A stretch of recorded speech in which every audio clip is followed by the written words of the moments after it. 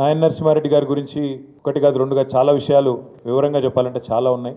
వారితో పాటు కేసుల్లో కూడా మేము కలిసి తిరిగేది. రైల్వే కేసుల్లో, తర్వాత ఉద్యమ కేసుల్లో వారు, నేను, అదేవిధంగా పద్మారావు గారు, ఇంకా కొంతమంది మేము మౌలాలి రైల్వే స్టేషన్లో రైలు రోకోలు చేసినప్పుడు, ఉప్పల్లో రాస్తా రోకోలు చేసినప్పుడు, ఉస్మానియా యూనివర్సిటీ కాడ మాణికేశ్వరి నగర్ బస్తీ కాడ గొడవ అయినప్పుడు పోయినప్పుడు మా మీద రకరకాల కేసులు అప్పటి కాంగ్రెస్ ప్రభుత్వం పెట్టింది.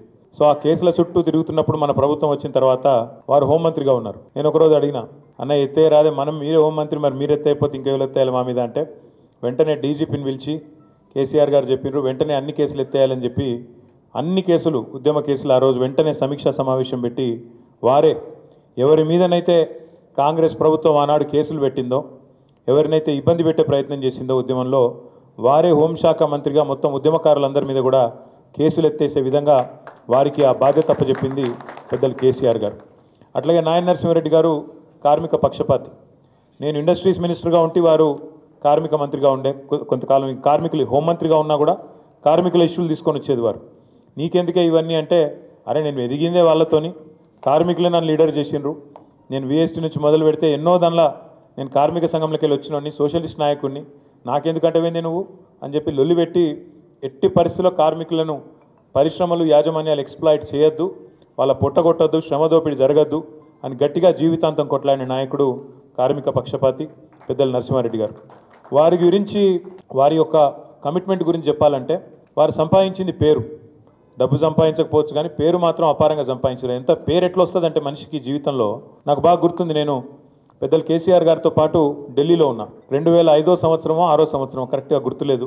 ఆ రోజు ఇక్కడ కాంగ్రెస్ పార్టీ ఇంకా తెలంగాణలో మనకు తెలంగాణ రాష్ట్రం ఇచ్చే పరిస్థితి లేదు. ఉమ్మడి ఆంధ్రప్రదేశ్లో మన వాళ్ళు ఏదైతే ప్రభుత్వంలో 6 మంత్రులు ఉన్నారో అందులో నరసింహారెడ్డి గారిని ప్రత్యేకంగా అప్పటి ముఖ్యమంత్రి రాజశేఖర రెడ్డి గారు కడప జిల్లాకి ఇన్ఛార్జ్ మంత్రిగా వేసుకున్నాడు. ఆయన మా జిల్లా, నా సొంత జిల్లా, ముఖ్యమంత్రి జిల్లాకి మీరే ఇన్ఛార్జ్ మినిస్టర్ ఉండాలని చెప్పి ఆయన ఇన్ఛార్జ్ మినిస్టర్గా కూడా రాజశేఖర రెడ్డి గారు నియమించుకున్నారు. అంత ప్రాధాన్యత ఇచ్చేది ఆయన కూడా. అయితే నాయన నరసింహారెడ్డి గారు ఆనాడు అమెరికా టూర్లో ఉన్నారు. పార్టీ ఒక నిర్ణయం తీసుకొని 6 మంత్రులు రాజీనామా చేయాలి, కేంద్ర ప్రభుత్వానికి నిరసన చెప్పాలి, యూపీఏ ప్రభుత్వానికి, కాంగ్రెస్ చేస్తున్న మోసానికి వ్యతిరేకంగా తెలంగాణ ప్రజలకు మనం మళ్ళొక్కసారి పదవులు త్యాగం చేసి ప్రజల దగ్గరికి పోవాలని నిర్ణయం తీసుకున్నప్పుడు 6 మంత్రివర్గంలో మన వాళ్ళు ఉన్నారు, టీఆర్ఎస్ వాళ్ళు ఉంటే 5 ఇక్కడ హైదరాబాద్లో తెలంగాణలో ఉండే, ఒకే ఒక్క నాయన నరసింహారెడ్డి గారు మాత్రం విదేశాల్లో ఉండే ఆ రోజు. కానీ పార్టీ నిర్ణయం తీసుకున్నది నరసన్న, మీరు రాజీనామా చేయాలని చెప్పి వారికి ఫోన్లో సమాచారం అందిస్తే, మీరు నేను చెప్పేది నమ్మరు, ఇవాళ రోజుల్లో రాజకీయాల్లో అట్లాంటి పరిస్థితులు చాలా అరుదు. ఒక మంత్రి పదవి ఇచ్చిపెట్టాలంటే అలకటి ముచ్చట కాదు. అట్లాంటిది నరసింహారెడ్డి గారు అక్కడ, మనం ఇక్కడ అర్ధరాత్రి ఫోన్ చేస్తే సొంత దస్తూరితోని, ఆడ అది కూడా లేకుండా, కంప్యూటర్ లేకుండా, ఇంకోటి లేకుండా, సొంత దస్తూరితో తెలుగులో నేను నా మంత్రి పదవికి రాజీనామా చేస్తున్నా అని స్వదస్తూరితోని చేతిరాతతో రాసి ఎక్కడికి పంపించాలి నేనని చెప్పి ఆ హోటల్లో ఫ్యాక్స్ మెషిన్ ఉంటే ఆ ఫ్యాక్స్ మెషిన్ పట్టుకొని రాజ్భవన్కు, ముఖ్యమంత్రికి ఇద్దరికి వెంటనే ఫ్యాక్స్ చేసి, మన పార్టీ ఆఫీస్కి ఇంకొక కాపీ ఫ్యాక్స్ చేసి, అన్నా నువ్వు చెప్పినావు, కేసీఆర్ గారికి ఫోన్ చేసి, అన్నా నువ్వు చెప్పినావు, ఇగో నేను 5 నిమిషాల్లో రాజీనామా చేసినా అని చెప్పి అమెరికాలో ఉంటే కూడా వెంటనే 5 సెకండ్లు కూడా ఆలోచించకుండా మంత్రి పదవిని అట్లా తీసి పారేసిండు నాయన నరసింహారెడ్డి గారు. అంటే అంత గొప్ప వ్యక్తి. సోషలిస్ట్ ఉద్యమంలో, కార్మిక ఉద్యమంలో, తెలంగాణ ఉద్యమంలో ఒక ఉద్యమ నాయకుడిగా, ఒక ఉద్యమ బిడ్డగా ఎదిగిన వ్యక్తి నాయన నరసింహారెడ్డి గారు. ఆనాడు 2001 సంవత్సరంలో పార్టీ పెట్టిన తర్వాత హైదరాబాద్లో మేయర్ ఎన్నికలు కొట్లాడాలన్నప్పుడు, జిహెచ్ఎంసీ కార్పొరేషన్ ఎన్నిక కొట్లాడాలన్నప్పుడు నేనున్నా కదా మీకు ఎందుకు అని చెప్పి ముందుకు వచ్చి పెద్దలు కేసీఆర్ గారికి ఆ రోజు మేయర్ అభ్యర్థిగా కూడా నిలబడి, ఆ రోజు ఇంకా మన పార్టీ ఇక్కడ బలంగా లేదు హైదరాబాద్లో, కానీ ఆ ప్రతికూల పరిస్థితిలో కూడా నేనున్నా అని ముందుకు వచ్చిన నాయకుడు నరసింహారెడ్డి గారు. ఎందుకంటే జీవితంలో జయాలు, అపజయాలు, ఎదురు దెబ్బలు ఎన్ని తగిలినా ధీరోదాత్తంగా నిలబడాలి, ముంగటి కోతనే ఉండాలి అనే ఒక సిద్ధాంతాన్ని నమ్మిన నాయకుడు. ఎత్తుకున్న జెండాను దించకుండా మరి మరణించేదాకా కొట్లాడిన నాయకుడు. కేసీఆర్ గారికి ఒక అన్నగా, నరసన్నగా కేసీఆర్ గారు ఎప్పుడు పిలుచుకునేది. ఎక్కడనో నరసన్న అంటే ఆయన వచ్చి ధైర్యం చెప్పే మాటలు, అట్లా కాదన్నా ఇట్లా మస్తుగా చూసినాం, ఇవన్నీ జరుగుతూనే ఉంటాయి, ఎప్పటికప్పుడు ధైర్యం చెప్పేది.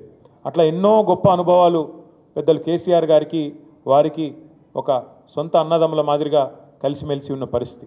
ఇవాళ వారు మన మధ్యన లేకపోవడం బాధాకరమైన విషయం అయినప్పటికీ, మరి వారి పేరున మనము ఏదైతే ఆర్టీసీ ఎక్స్ రోడ్లో ఒక బ్రహ్మాండమైన స్టీల్ బ్రిడ్జ్ కట్టుకున్నామో, కేసీఆర్ గారే చెప్పారు స్వయంగా, ఖచ్చితంగా దానికి నాయన నరసింహారెడ్డి గారి పేరు పెట్టండి అని చెప్పి ఆ బ్రిడ్జికి కూడా పెట్టుకొని వారి పేరు ముషీరాబాద్ నియోజకవర్గంలో కానీ హైదరాబాద్ ప్రజలకు కానీ శాశ్వతంగా గుర్తుండిపోయే విధంగా ఒక ఉక్కు మనిషికి ఉక్కు బ్రిడ్జి ఆయన పేరు పెట్టడం సముచితంగా ఉంటుందని చెప్పి ఆ స్టీల్ బ్రిడ్జికి కూడా వారి పేరు పెట్టుకున్నాం.